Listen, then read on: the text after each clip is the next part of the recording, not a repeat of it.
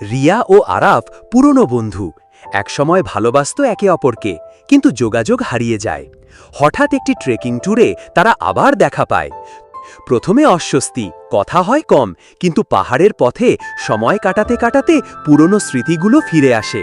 হঠাৎ এক ঝড় শুরু হয়, সবাই ক্যাম্পে ফিরলেও রিয়া ও আরাফ আলাদা হয়ে যায়। তারা বনের মধ্যে আটকা পড়ে, মোবাইল নেটওয়ার্কও কাজ করছে না।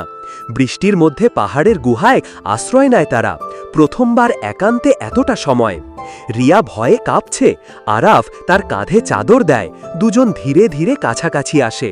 রাতে তারা আগুন জ্বালে, পুরনো গান গায়, সেই কলেজের দিনের গান। হঠাৎ রিয়া বলে, আমি এখনো তোকেই ভালোবাসি। আরাফ বলে, আমিও, কিন্তু সাহস ছিল না বলার। সকালে সূর্য উঠতেই ট্রেকিং দলের লোকজন তাদের খুঁজে পায়।